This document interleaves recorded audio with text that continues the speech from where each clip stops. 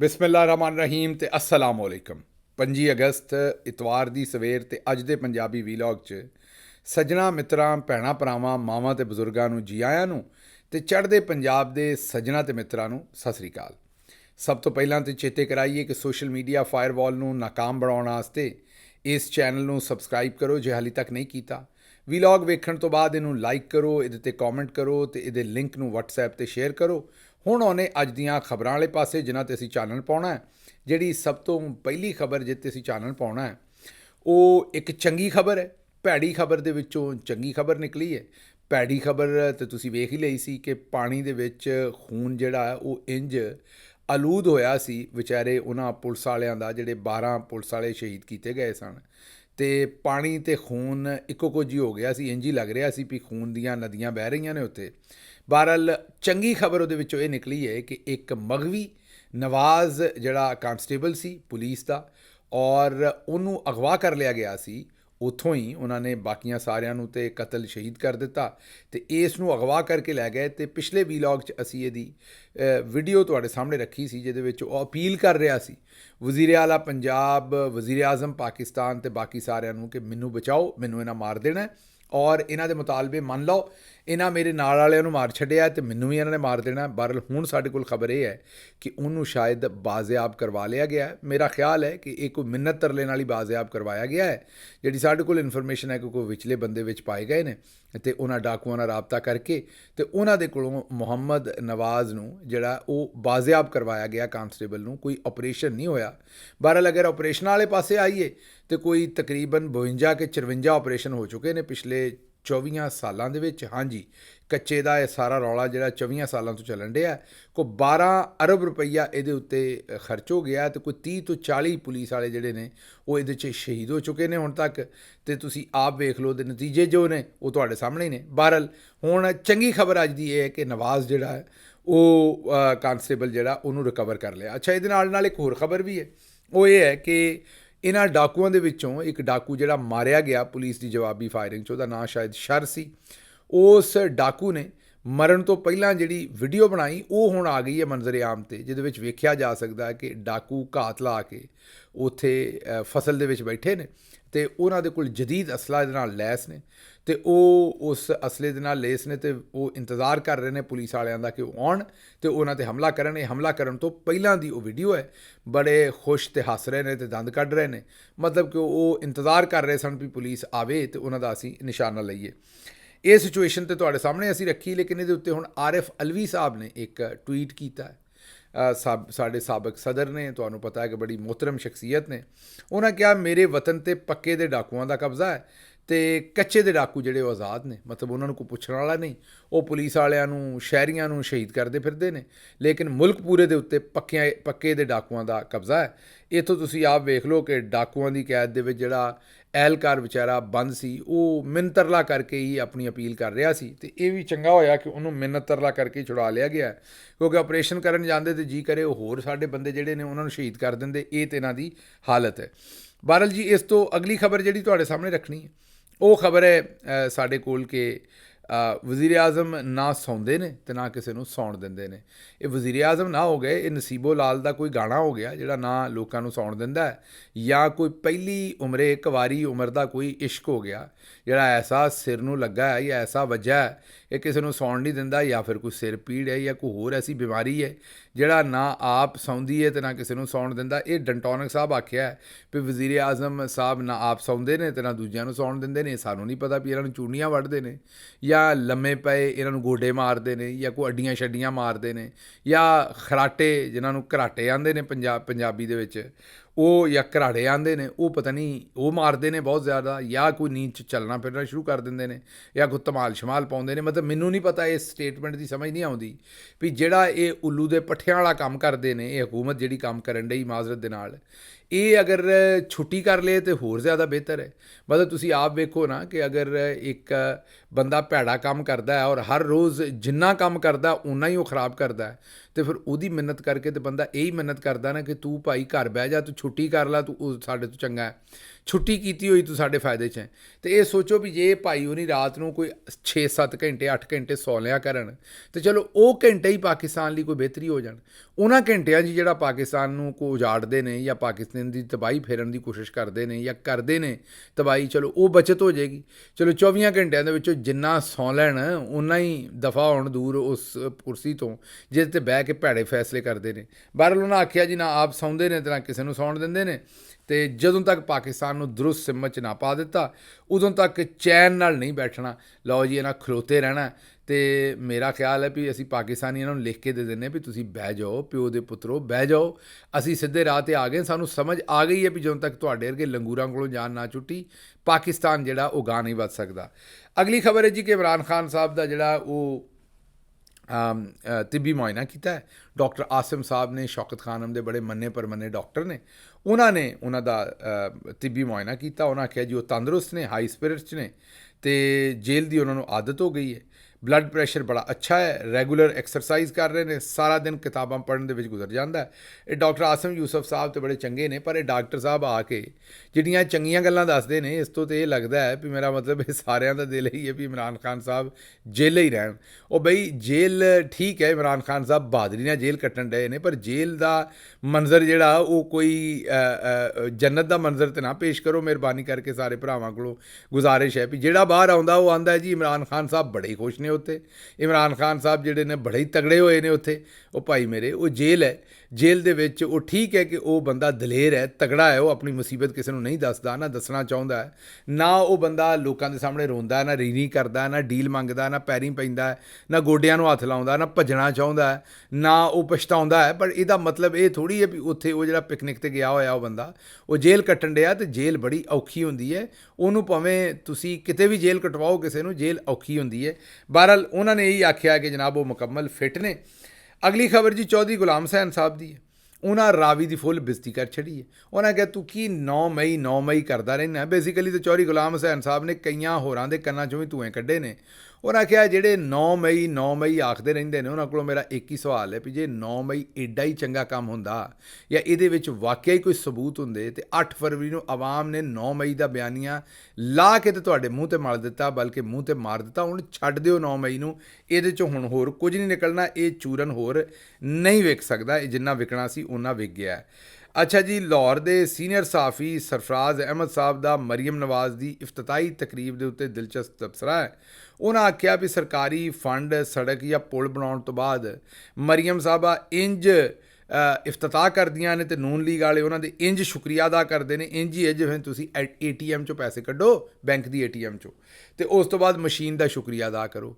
ਉਹਨਾਂ ਕਿਹਾ ਵੀ ਇਹ ਮਰੀਮ ਸਾਹਿਬਾ ਕਿਹੜਾ ਘਰੋਂ ਬਣਾਉਣ ਡਈਆਂ ਨੇ ਸੜਕਾਂ ਰੋਡ, ਸਾਡੇ ਟੈਕਸ ਦੇ ਪੈਸਿਆਂ ਦੇ ਨਾਲ ਹੀ ਬਣਾਉਣ ਡਏ ਨੇ, ਅਤੇ ਇਹਨਾਂ ਦਾ ਸ਼ੁਕਰੀਆ ਉਹਦੇ 'ਤੇ ਕਾਹਦਾ ਹੈ, ਪੈਸੇ ਤਾਂ ਸਾਡੇ ਨੇ। ਅੱਛਾ ਜੀ, ਅਗਲੀ ਖਬਰ ਇਹ ਕਿ ਮਿਲਤ ਟਰੈਕਟਰ ਵਾਲਿਆਂ ਨੇ ਪ੍ਰੋਡਕਸ਼ਨ ਪਲਾਂਟ ਜਿਹੜਾ ਉਹ ਬੰਦ ਕਰ ਦਿੱਤਾ ਆਪਣਾ। ਪਾਕਿਸਤਾਨ 'ਚ ਹੁਣ ਟਰੈਕਟਰ ਬਣਾਉਣੇ, ਇਹਨਾਂ ਨੂੰ ਪੰਜਾਬੀ 'ਚ ਟਰੈਕਟਰ ਵੀ ਆਖਦੇ ਨੇ, ਅਤੇ ਇਹ ਟਰੈਕਟਰ ਬਣਾਉਣੇ ਉਹਨਾਂ ਬੰਦ ਕਰ ਦਿੱਤੇ ਨੇ। ਅੱਛਾ, ਹੁਣ ਦੂਜੇ ਪਾਸੇ ਵੇਖੋ ਵੀ ਕੋਈ 48 ਲੱਖ ਜਿਹੜੀ ਏਕੜ ਹੈ ਜ਼ਮੀਨ, ਉਹਨੂੰ ਹੁਣ ਬੰਜਰ ਤੋਂ ਸੈਰਾਬ ਕਰਨ ਵਾਸਤੇ ਜਾਂ ਉਹਦੇ 'ਚ ਕਾਰਪੋਰੇਟ ਫਾਰਮਿੰਗ ਕਰਨ ਵਾਸਤੇ ਸਾਡੀ ਜਿਹੜੀ ਮਿਲਟਰੀ ਸਟੈਬਲਿਸ਼ਮੈਂਟ ਹੈ ਉਹ SIFC ਦੇ ਥਰੂ ਲੋਕਾਂ ਨੂੰ ਅਲਾਟ ਕਰ ਰਹੀ ਹੈ। ਮੁਲਕ ਦੇ ਵਿੱਚ ਟਰੈਕਟਰ ਬਣਨੇ ਬੰਦ ਹੋ ਗਏ ਨੇ, ਅਤੇ ਹੁਣ ਫਿਰ ਸਾਡੀ ਸਮਝ ਤੋਂ ਬਾਹਰ ਹੈ ਵੀ ਇਹ ਕਿ ਲੋਕਾਂ ਨੇ ਆਪ ਹਲਵਾਉਣੇ ਨੇ, ਆਪਣੇ ਪਿੱਛੇ ਜੂਲੇ ਪਾ ਕੇ ਅਤੇ ਆਪਣੇ ਪਿੱਛੇ ਜਿਹੜੇ ਨੇ ਆਪਣੇ ਗਲਾਂ 'ਚ ਜੂਲੇ ਪਾ ਕੇ ਅਤੇ ਆਪਣੇ ਪਿੱਛੇ ਹਲ ਪਾ ਕੇ ਜਿਹੜਾ ਇਹ ਕੋਈ ਬੰਦਿਆਂ ਨੇ ਵਾਹੁਣੇ ਨੇ। ਜੇ ਇਸ ਵੇਲੇ ਟਰੈਕਟਰ ਤਾਂ ਹੈ ਨਹੀਂ, ਅਤੇ ਇਹ 9% ਰਕਬਾ ਬਣਦਾ ਜੇ ਪੰਜਾਬ ਦਾ, ਪੂਰੇ ਪੰਜਾਬ ਦੀ ਜ਼ਮੀਨ ਦਾ 9% ਰਕਬਾ ਜਿਹੜਾ ਇਹ ਹੁਣ ਮਿਲਟਰੀ ਇਸਟੈਬਲਿਸ਼ਮੈਂਟ ਨੇ ਫੈਸਲਾ ਕੀਤਾ ਵੀ ਉਹਨਾਂ ਲੋਕਾਂ ਨੂੰ ਲੀਜ਼ 'ਤੇ ਦੇਣੀ ਹੈ, ਅਤੇ ਉੱਥੇ ਜਿਹੜੀ ਹੈ ਨਾ ਹੁਣ YVG ਅਸੀਂ ਆਪ ਕਰਿਆ ਕਰਨੀ ਹੈ। ਅੱਛਾ ਜੀ, ਇਹ ਅੱਗੋਂ ਇੱਕ ਬੜੀ ਜ਼ਬਰਦਸਤ 2 ਚੀਜ਼ਾਂ ਨੇ ਉਹ ਤੁਹਾਨੂੰ ਵਿਖਾਉਣੀਆਂ ਨੇ। ਇੱਕ ਤਾਂ ਇਹ ਪੁਰਾਣੀ ਵੀਡੀਓ ਹੈ ਲੇਕਿਨ ਫਿਰ ਸਰਫੇਸ ਹੋਈ ਹੈ, ਔਰ ਇਹਨੇ ਫਿਰ ਬੜਾ ਮਾਹੌਲ ਬਣਾਇਆ। ਇਹ ਨਾ ਆਖਿਆ ਜੀ ਕਿ ਅਸੀਂ ਆਪਣੇ ਕਾਇਦ ਮੀਆਂ ਸ਼ਹਬਾਜ਼ ਸ਼ਰੀਫ ਨੂੰ ਅਮਲੀ ਪਜਾਮਾ ਪਹਿਨਾਉਣਾ ਹੈ। ਇਹ ਕੋਈ ਨੂਨ ਲੀਗ ਦੇ ਸਾਹਿਬ ਨੇ, ਉਹਨਾਂ ਆਖਿਆ ਵੀ ਜੀ ਹੁਣ ਉਹਨਾਂ ਦਾ ਜਿਹੜਾ ਖਾਬ ਹੈ ਨਾ ਆਪਣਾ ਸ਼ਹਬਾਜ਼ ਸ਼ਰੀਫ ਸਾਹਿਬ ਦਾ, ਉਹਨੂੰ ਅਸੀਂ ਅਮਲੀ ਪਜਾਮਾ ਜਿਹੜਾ ਨਾ ਜੀ ਉਹ ਪਹਿਨਾਉਣਾ ਹੈ। ਇਹ ਹੁਣ ਇਹਨਾਂ ਨੇ ਪਤਾ ਨਹੀਂ ਪਜਾਮਾ ਪਵਾਇਆ ਹੈ ਜਾਂ ਜਿਹੜਾ ਸ਼ਹਬਾਜ਼ ਸ਼ਰੀਫ ਸਾਹਿਬ ਦਾ ਖਾਬ ਹੈ ਉਹ ਪਜਾਮੇ ਤੋਂ ਬਗੈਰ ਨੰਗਾ ਹੀ ਫਿਰਦਾ ਰਿਹਾ। ਵੇਖੋ ਵੀ ਸ਼ਹਿਬਾਜ਼ ਸ਼ਰੀਫ ਸਾਹਿਬ ਦੇ ਖਾਬ ਨੂੰ ਢੱਕੋ, ਉਹਨੂੰ ਪਜਾਮਾ ਪਵਾਓ, ਪਜਾਮਾ ਨਹੀਂ ਪਾਉਂਦਾ ਤੇ ਪੈਂਟ ਪਵਾਓ, ਪੈਂਟ ਨਹੀਂ ਪਾਉਂਦਾ ਤੇ ਕੋਲ ਚਲੋ ਕੋਈ ਧੋਤੀ ਛੋਤੀ ਬੰਨ੍ਹ ਦਿਓ, ਕੋਈ ਲੰਗੋਟ ਕਰ ਦਿਓ। ਬਹਰਹਾਲ ਅਮਲੀ ਜਾਮੇ ਦੀ ਬਜਾਏ ਉਹਨਾਂ ਅਮਲੀ ਪਜਾਮਾ ਪਵਾਇਆ। ਇੱਕ ਤੇ ਇਹ ਪੜ੍ਹੇ ਲਿਖੇ ਨਹੀਂ, ਦੂਜੀ ਇਹ ਕੋਈ ਕੋਸ਼ਿਸ਼ ਨਹੀਂ ਕਰਦੇ। ਜ਼ਰਾ ਸੁਣੋ ਕਹਿਣ ਕੀ ਡਏ ਨੇ। इंशाअल्लाह जो मेरे कायद मियां मोहम्मद शहबाज शरीफ जिनकी ये ख्वाहिश थी उसको आज अमली जामा पहनाया जा रहा है। सुन लिया जी।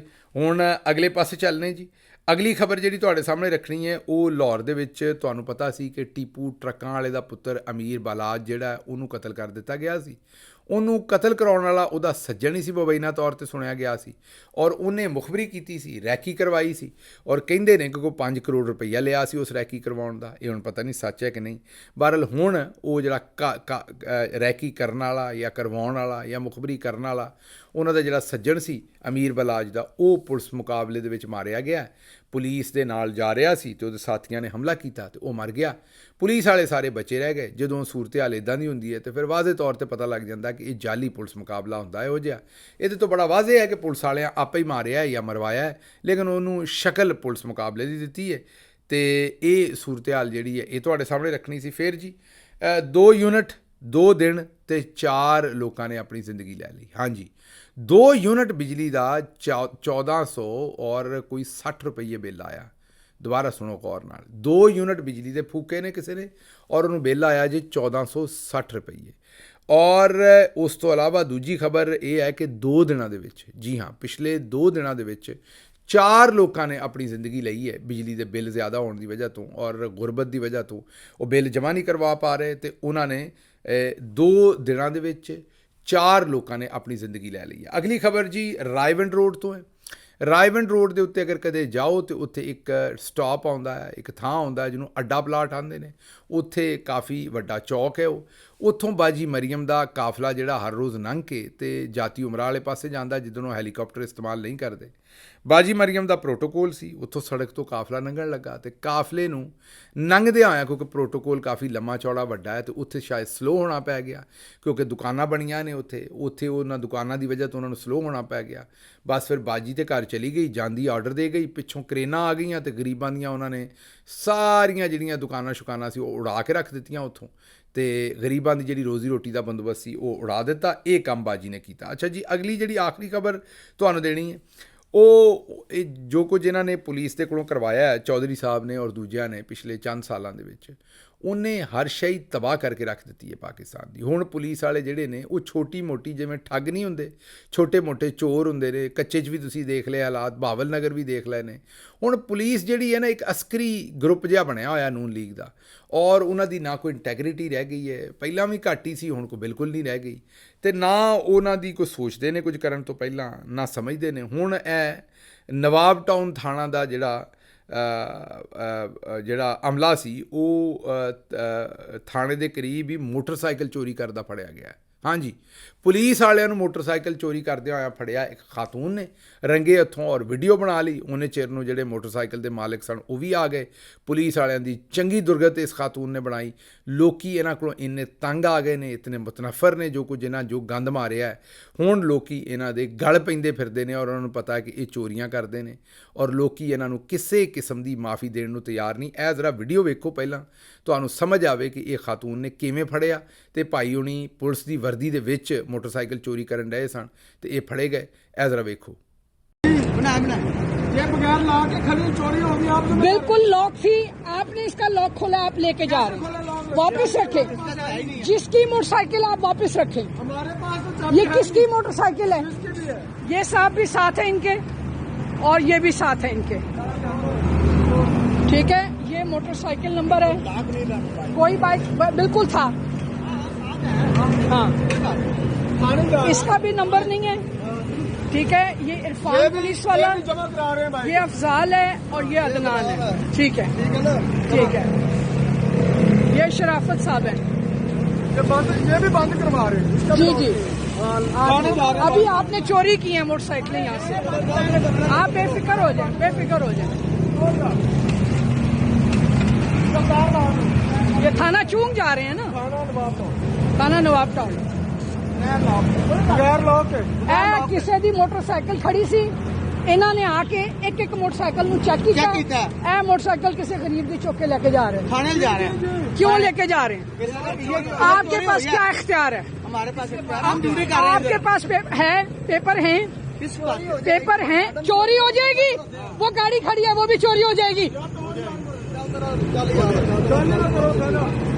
रोको ये किसी की मोटरसाइकिल लेके जा रहे हैं रोके इनको रोके ये किसी की मोटरसाइकिल है उतरो इससे ये किसकी है किसकी आपकी है लेके जाएं वापस आप इसको छोड़ो पाकिस्तान का बड़ा खर्च किया हुआ है इन लोगों ने लेके जाओ वापस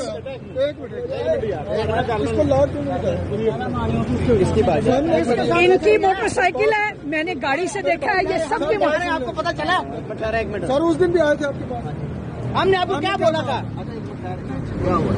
इसको लॉक नहीं लगा करके चोरी हो जाए कौन जिम्मेदार आपने मॉडिफाइड पे कॉल करनी है ऐसे ही है ना हमने आपने क्या हमारे साथ वादा किया था आप बताएं हमें आए थे आपको ये कहा था कि इधर बाइक सर मैंने गाड़ी में देखा है इन्होंने एक एक मोटरसाइकिल को चेक किया ये लॉक थी या नहीं थी इन्होंने चुप करके स्टार्ट की आप इसको लेके जाएं अपने वहाँ पर अंदर चलें चेक करना है इधर आओ मेरी बात इधर आओ। सर आपने उस दिन आओ इधर। मेरे साथ कहा था छोड़ दो इसको बेटा छोड़ दे एक मिनट लगिएगा यार लगिएगा हमारी बात हम उसको गाइड यार करके ठीक है एम्प्लॉय है किसी का मिस हो गया क्या मसला आ गया अगर चोरी हो जाए अगर चोरी हो जाए तो फिर आप क्या करेंगे थाने से कैसे मिलेगी खबर करके देंगे थाने से कैसे मिलेगी कहाँ है वो लड़का आप चोरी की बात कर रहे हैं लेके जाओ बेटा हमारी कितनी चीजें चोरी हुई हाँ लेके जाओ इसको इधर से किराना से जो है मोबाइल छीन के ले गया किसी ने कोई जवाब नहीं दिया सर आपकी ड्यूटी है मेहरबानी है आप बेटा आप मेरी तो नहीं ना बनानी कर रहे हैं ना वीडियो के साथ कोई बात नहीं क्या मसला है क्या मसला है हम कॉल क्या मसला है हम ब्लैकमेल क्यों क्या मसला है हाथ लगाओ हम क्यों ब्लैकमेल होंगे ये बदमाशी बहुत सहली हमने चलो चलो चलो जितनी तुम लोगों की औकात है पता है हमें चलो चले हद हो गई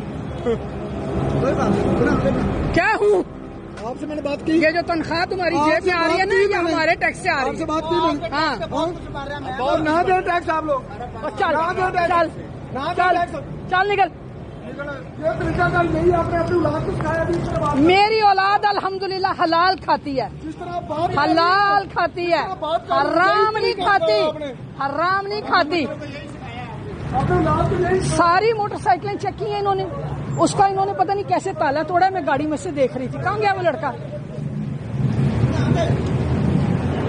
कहाँ गया वो लड़का जी ਵੇਖ ਲਿਆ ਜੀ ਮੈਨੂੰ ਦਿਓ ਇੱਥੋਂ ਇਜਾਜ਼ਤ ਤੇ ਰੱਬ ਰਾਖਾ